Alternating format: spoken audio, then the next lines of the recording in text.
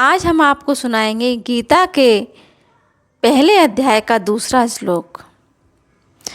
संजय उवाच दुष्ट्वा तु पाण्डवानीकं व्यूढं दुर्योधनस्तदा आचार्यमुपसंगम्य राजा वचनं ब्रवीत्। तदा जिस समय दोनों सेनाएं युद्ध के लिए खड़ी हुई थीं, उस समय की बात संजय यहाँ तदा पद से कहते हैं, कारण कि धृतराष्ट्र का प्रश्न युद्ध की इच्छा वाले मेरे और पांडु के पुत्रों ने क्या किया, इस विषय को सुनने के लिए ही है। दृष्टा पांडवानीकम व्यूढ़म, पांडवों की वज्रव्यूह से खड़ी सेना को देखने का तात्पर्य है कि पांडवों की सेना बड़ी सुचारू रूप से और एक ही भाव से खड़ी थी, अर्थात उनके सैनिकों में दो भाव नहीं थे, मतभेद नहीं था। उनके पक्ष में धर्म और भगवान श्री कृष्ण थे। जिसके पक्ष में धर्म और भगवान होते हैं, उसका दूसरों पर बड़ा असर पड़ता है।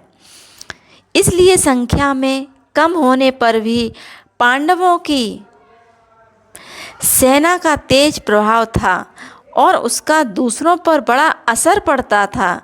अतः पांडव सेना का दुर्योधन पर भी बड़ा असर पड़ा, जिससे वह द्रोणाचार्य के पास जाकर नीति युक्त गंभीर वचन बोलता है। राजा दुर्योधन को राजा कहने का तात्पर्य है कि धृतराष्ट्र का सबसे अधिक अपनापन मोह दुर्योधन में ही था। परंपरा की दृष्टि से भी युवराज दुर्योधन ही था। राज्य के सब कार्यों की देखभाल दुर्योधन ही करता था। धृतराष्ट्र तो नाम मात्र के राजा थे। युद्ध में होने में भी मुख्य हेतु दुर्योधन ही था। इन सभी कारणों से संजय ने दुर्योधन के लिए राजा शब्द का प्रयोग किया।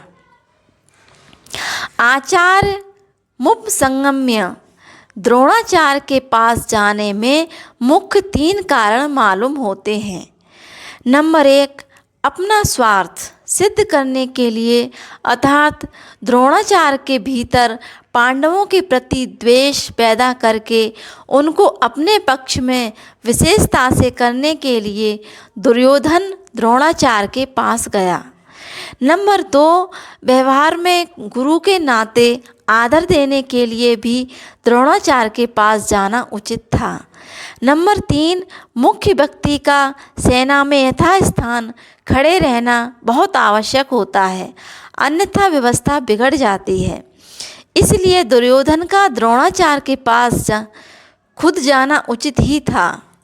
यहाँ शंका हो सकती है कि दुर्योधन को तो पितामह भीष्म के पास जाना चाहिए था, जो कि सेनापति थे, पर दुर्योधन गुरु द्रोणाचार्य के पास ही क्यों गया?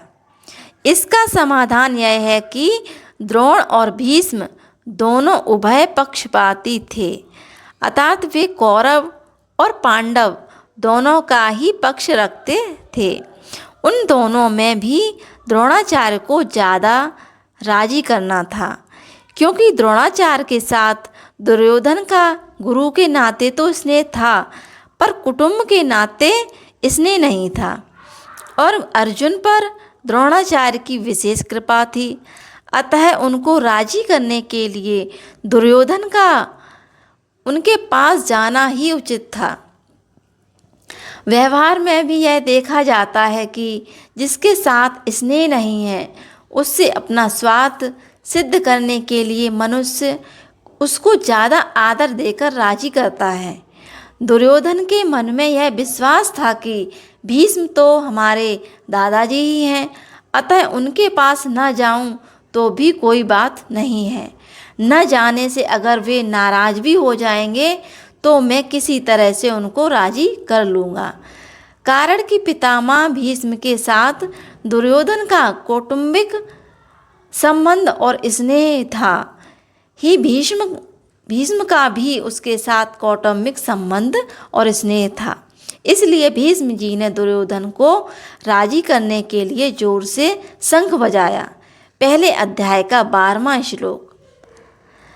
वचनम ब्रवीत, यहाँ अब्रवीत कहना ही पर्याप्त था, क्योंकि अब्रवीत क्रिया के अंतर्गत ही वचनम आ जाता है, अर्थात दुर्योधन बोलेगा तो वचन ही बोलेगा, इसलिए यहाँ वचनम शब्द की आवश्यकता नहीं थी।